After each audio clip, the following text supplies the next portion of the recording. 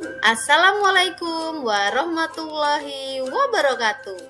Hai anak-anak, jumpa lagi dengan Ibu Nur Hidayati.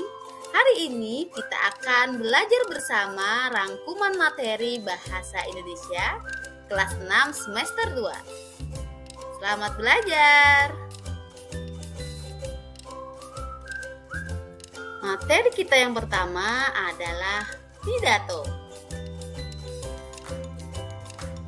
Pidato adalah kegiatan berbicara di depan umum untuk menyampaikan pernyataan, ide, gagasan, atau nasihat dengan susunan kata yang baik. Berdasarkan tujuannya, pidato dapat dibedakan menjadi 4. Yang pertama, pidato persuasif yang bertujuan untuk mengajak atau membujuk pendengar melakukan suatu hal yang disampaikan oleh pembicara. Yang kedua, pidato informatif, yaitu pidato yang bertujuan untuk menyampaikan suatu informasi kepada pendengar atau kepada publik. Yang ketiga, pidato deskriptif, yaitu pidato yang dilakukan dengan memberikan gambaran mengenai suatu keadaan. Yang keempat, pidato argumentatif, yaitu pidato yang meyakinkan pendengar agar mendukung ide gagasan yang dipaparkan pembicara.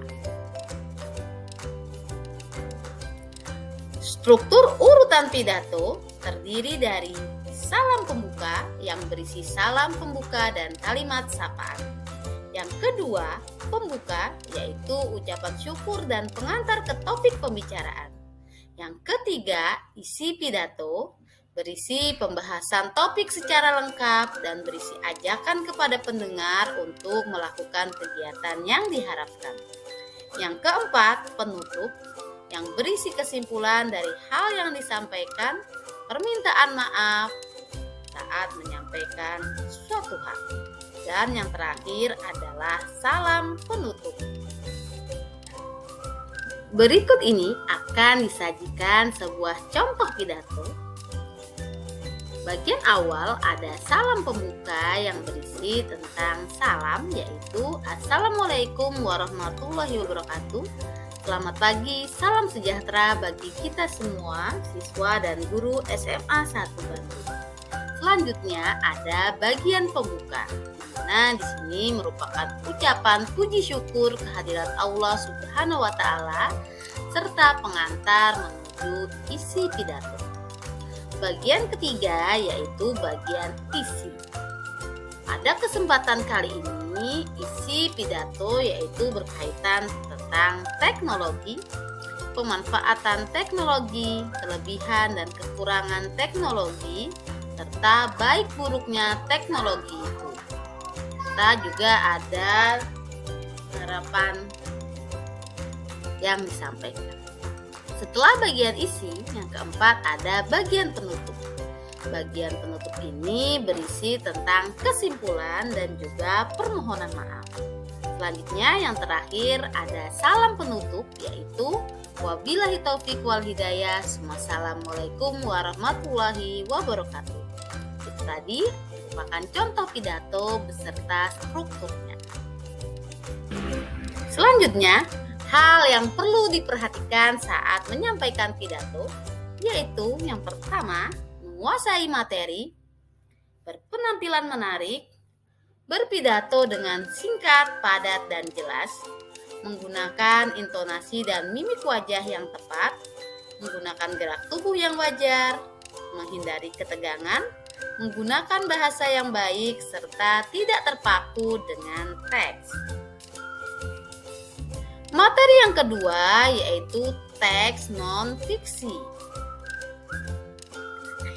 Teks non-fiksi adalah teks yang berisi fakta atau hal-hal yang benar-benar terjadi dalam kehidupan sehari-hari. Teks non-fiksi dapat diperkirakan isinya dengan menentukan kata kunci pada judul. Contohnya, misalnya ada sebuah judul teks non-fiksi yaitu Makna Proklamasi bagi Bangsa Indonesia. Dari judul tersebut kita dapat menentukan kata kunci yaitu makna proklamasi.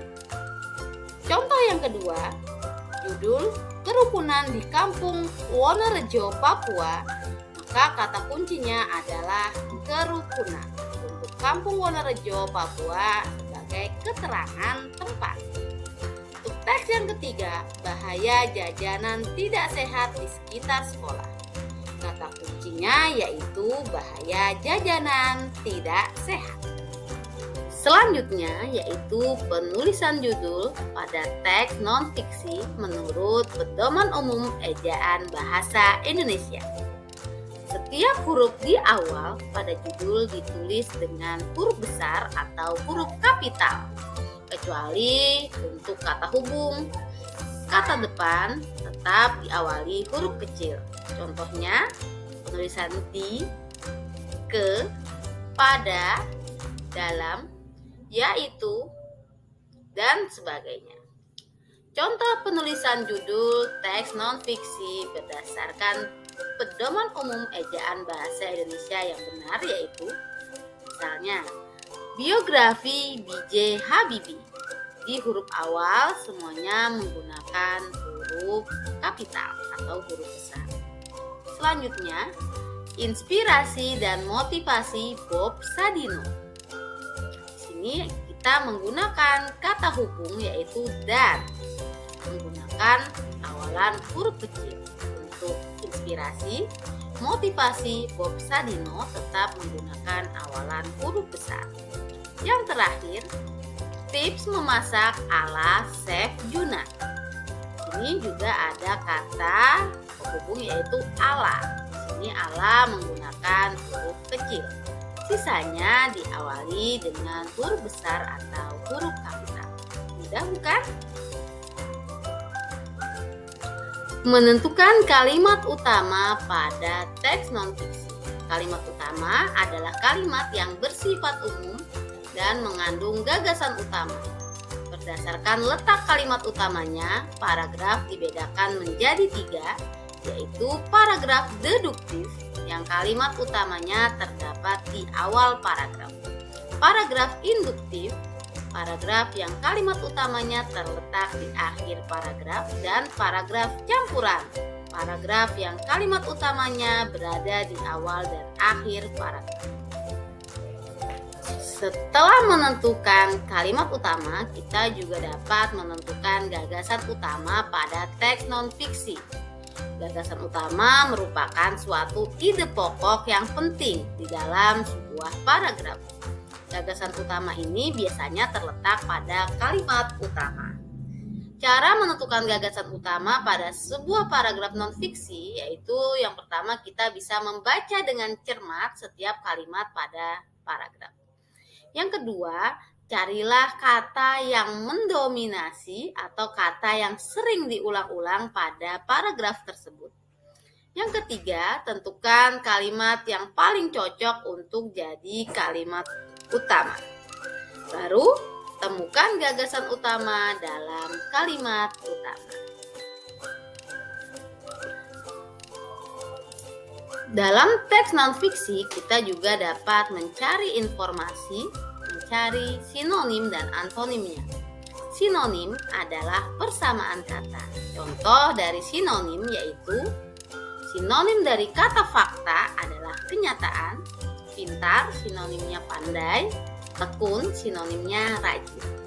Selanjutnya yaitu antonim atau lawan kata.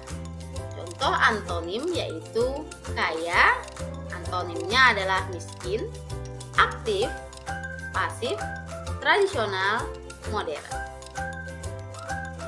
Materi ketiga adalah teks fiksi. Teks fiksi adalah cerita hayalan yang dibuat berdasarkan imajinasi pengarang atau penulis cerita tersebut. Ciri-ciri dari teks fiksi adalah bersifat rekaan atau imajinasi, menggunakan bahasa konotatif atau bahasa perumpamaan, tidak memiliki sistem yang baku atau resmi, dan terdapat amanat atau pesan moral yang ingin disampaikan melalui cerita. Contoh judul pada teks non-fiksi biasanya terdapat pada kisah-kisah yang sering kita dengar, seperti kisah Malin Kundang, Asal-usul Gunung Takupan Perahu, Kancil dan Buaya, Terbang ke Negeri Bidadari, dan judul-judul lainnya. Penamaan tokoh pada teks fiksi berdasarkan fungsinya dapat dibedakan menjadi dua, yaitu tokoh utama dan tokoh pembantu. Tokoh utama yaitu tokoh yang memiliki peran penting dalam suatu cerita. Sedangkan tokoh pembantu adalah tokoh yang memiliki peran sebagai pelengkap dalam cerita dan kehadirannya hanya menunjang peran tokoh utama. Unsur intrinsik yang terkandung dalam cerita fiksi meliputi yang pertama yaitu tema atau ide dasar yang menjadi landasan suatu cerita fiksi. Yang kedua, tokoh yaitu pelaku dalam cerita. Yang ketiga, alur atau plot yaitu urutan kejadian cerita, konflik, permasalahan yang dihadapi tokoh. Kemudian kelima, ujung dari konflik atau konflik yang telah mencapai intensitas tertinggi. Latar yaitu tempat, waktu, dan suasana pada cerita. Kemudian yang terakhir ada amanat atau pesan moral yang ingin disampaikan. Nah, pada kesempatan ini kita akan mengidentifikasi unsur intrinsik cerita Malin Kundang yang sering sudah kita dengar. Cerita Malin Kundang memiliki tema yaitu tentang kisah anak yang durhaka. Tokoh dalam cerita Malin Kundang ini adalah ibu Malin Kundang, yaitu ibu yang sabar, penyayang namun tersakiti, dan si Malin Kundang yaitu anak yang jahat dan durhaka. Kemudian alur atau plot yang terdapat pada kisah Malin Kundang adalah menggunakan alur maju. Hal itu ditandai dengan cerita yang berfokus atau berurutan dari kejadian sebelumnya saat Malin Kundang kecil hingga dia dewasa dan kemudian melupakan ibunya. Unsur berikutnya yaitu latar. Yang pertama, latar tempat. Adapun latar tempat dari cerita Malin Kundang adalah rumah Malin Kundang di pinggir pantai, suasana kapal, kemudian ada juga di kota, di pinggir pantai, lokasi Malin Kundang di kutub.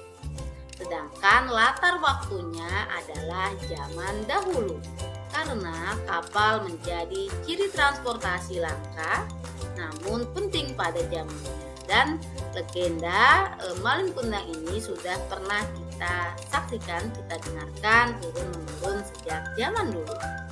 Kemudian yang terakhir, selanjutnya yaitu amanat atau pesan moral.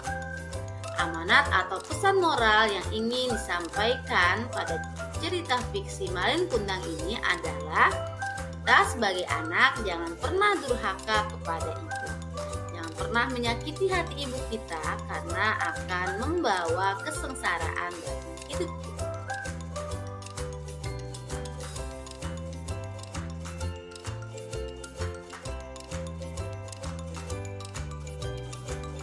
Nah, anak-anak, itu tadi rangkuman materi Bahasa Indonesia kelas 6 semester 2 yang sudah Ibu sajikan secara lengkap. Terima kasih, semoga bermanfaat. Ibu akhiri. Wassalamualaikum warahmatullahi wabarakatuh.